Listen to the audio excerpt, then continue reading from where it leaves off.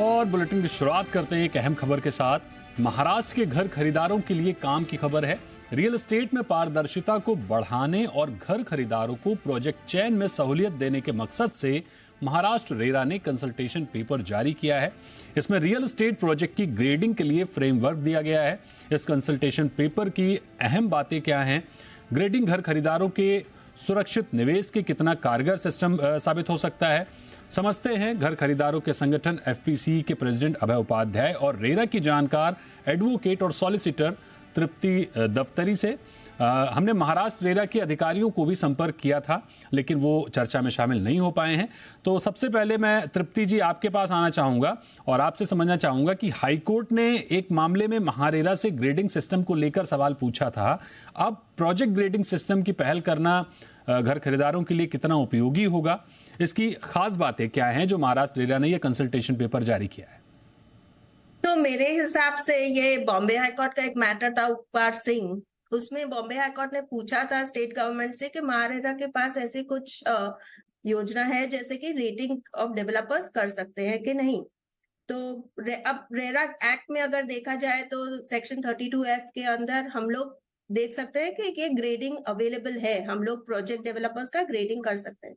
अभी home buyer के लिए ये क्यों फायदेमंद है, क्योंकि ये जैसे कि ये कंसल्टेशन पेपर है, सबका सजेशंस आएगा इसके ऊपर, पर ग्रेडिंग के ऊपर कौन से मेन पैरामीटर्स ये लोग रखने वाले हैं, ये हम लोग एज एन अलॉटी देख सकते हैं कि कितने प्रोजेक्ट प्रमोटर ने कंप्लीट किए हैं, कितने प्रोजेक्ट में प्रमोटर ने कितना मॉर्गेज लिया है और कितना एनकम्बरेंसेस है कि नहीं है, लिटिगेशंस कितने पेंडिंग है। वो हिसाब से अगर जो रेटिंग करेंगे, जैसे कि वो लोग जो आईटी सॉल्यूशंस के साथ जो अपना पैरामीटर्स इवॉल्व करेंगे, उसके हिसाब से अलॉटी को एक जानकार डिसीजन करने का मौका मिलेगा कि ठीक है, मेरे हिसाब से ये प्रमोटर का हाईएस्ट रेटिंग है, इतना प्रोजेक्ट उसने कंप्लीट किया। ये बहुत ही फायदेमंद रहेगा।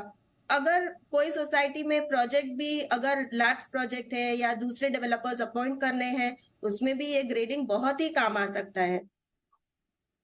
ये अहम बात कही आपने कि ग्रेडिंग काफी काम आ सकती है। अभय सर आपके पास आएंगे और आपसे समझना चाहेंगे कि इससे पहले हमने देखा कि यूपी रेरा ने भी ग्रेडिंग सिस्टम शुरू किया था, वहां ये कितना कारगर रहा, कैसा अनुभव रहा आपका? और अब महाराष्ट्र ने ये जो पहल की है, इसे कैसे देखते हैं आप?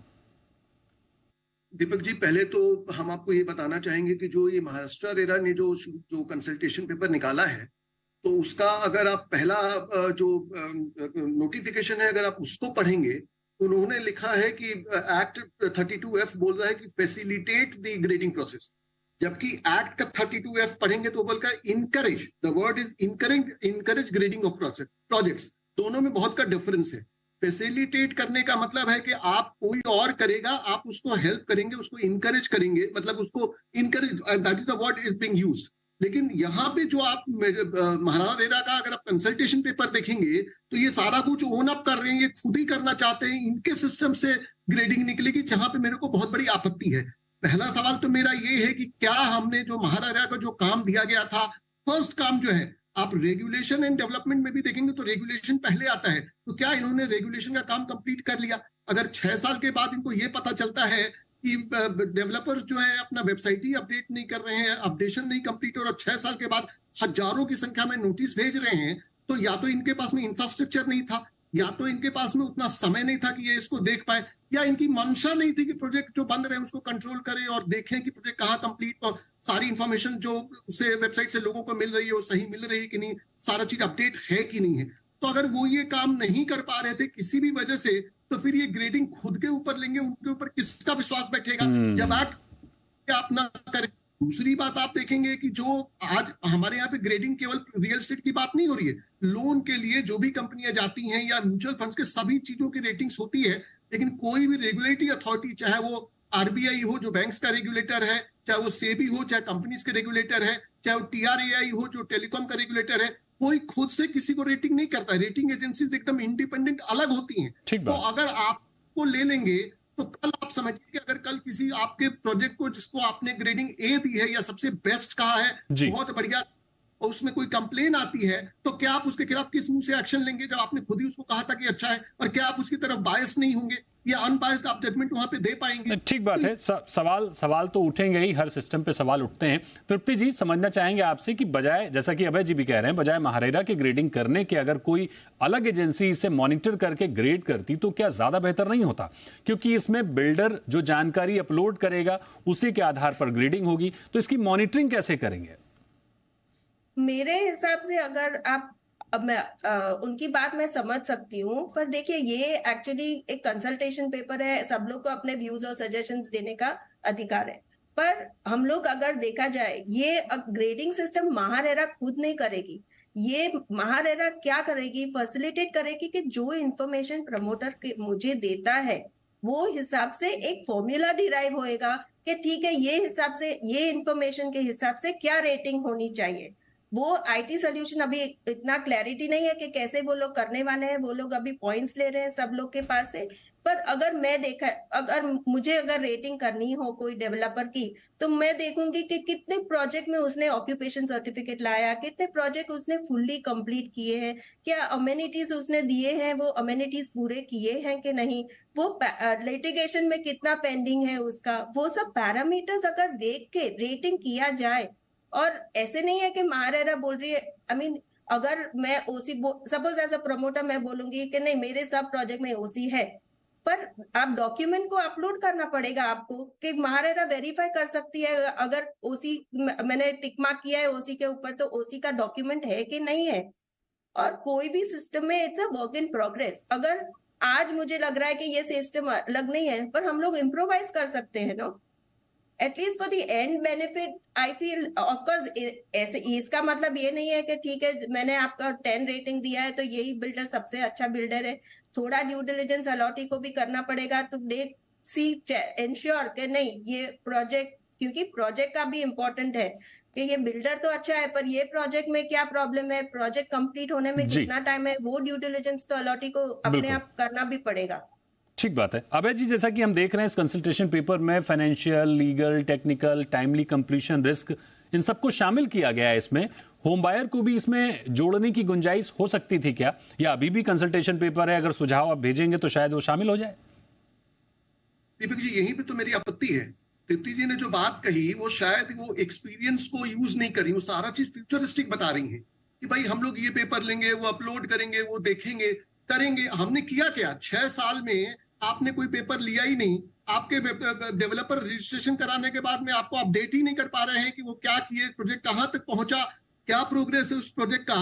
तो आप कैसे उम्मीद कर सकते हैं कि वो आगे चल के वो पूरा काम करेंगे? क्या आप महाराष्ट्र रेरा पहले हमको ये समझा दें कि उन्होंने क्या स्टेप लिया कि वो जो नोटिस इशू गई थी हजारों की संख्या में, वहां पे अब ऐसा डिफॉल्ट नहीं हो रहा है? क्या सारे लोगों ने अपडेट कर दिया है? तो अगर उसी प्रोसेस को लेकर के हम कह रहे हैं कि उसके बेसिस, उस पेपर के अपडेट के बेसिस में अगर ग्रेडिंग करेगा महाराष्ट्र रेरा, उनका सिस्टम करेगा, तो आप समझ सकते हैं कि वो ग्रेडिंग की क्या वैल्यू होगी। पहली बात। दूसरी बात, जो स्टेक होल्डर है कहीं भी उस ग्रेडिंग के प्रोसेस में उसको इन्वॉल्व नहीं होना चाहिए, तो थंब रूल है। अगर मैं अपनी बात भी, होम बायर की भी बात कहता हूं और बिल्डर की भी बात कहता हूं, हम दोनों को उस प्रोसेस में इन्वॉल्व नहीं होना चाहिए। वो इंडिपेंडेंट थर्ड पार्टी का काम है कि वो अपग्रेड करेगा, आपसे पेपर लेगा, आपका देखेगा और वो खुद स्टैब्लिश करेगा कि क्या आप कितना सही है, कितना गलत है। उसमें आपका पार्टिसिपेशन होना ही नहीं चाहिए।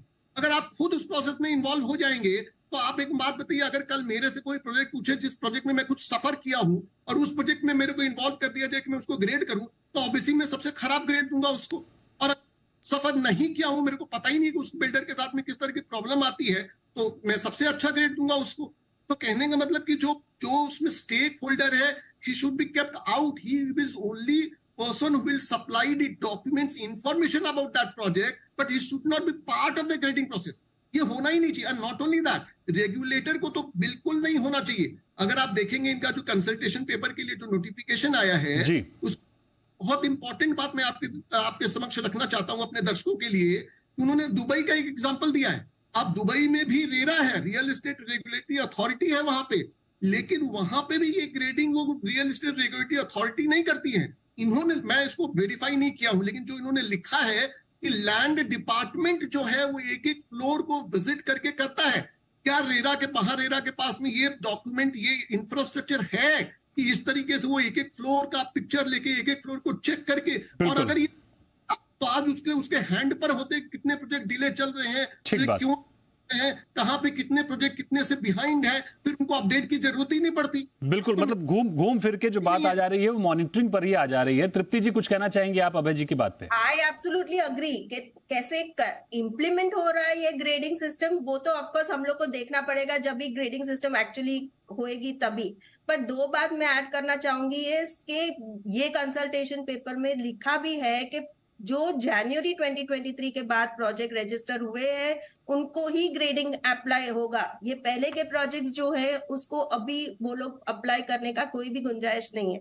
सेकेंडली, उन लोग ने खुद ने लिखा है कि there are rating systems which are there existing in the real estate sector. Consultation paper में वही वो भी लिखा है। मेरे हिसाब से, मुझे पता नहीं कितना, पर मेरे हिसाब से it's not, MahaRERA is not saying this is the grading we will do.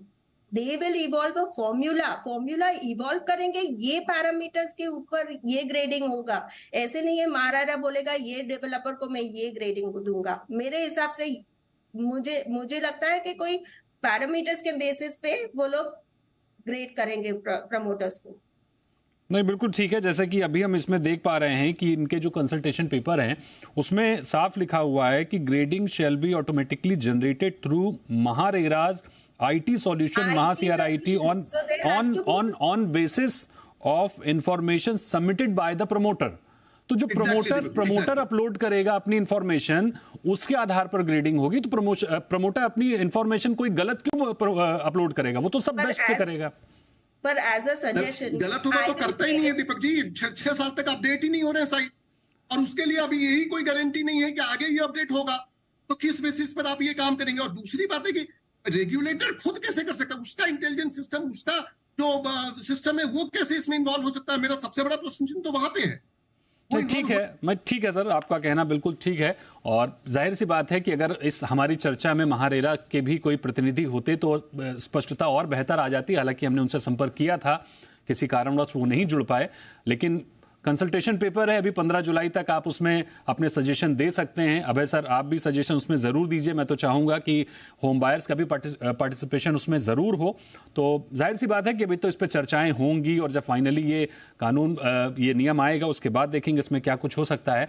तो बहुत शुक्रिया करेंगे अभय सर आपका, और बहुत शुक्रिया करेंगे तृप्ति मैम आपका हमारे साथ जुड़ने के लिए और इस चर्चा को होम बायर्स को कम से कम स्पष्टता देने के लिए कि ये जो नया कंसल्टेशन पेपर है वो किस तरह से उनके लिए उपयोगी हो सकता है, कहां पर समस्याएं आ सकती हैं।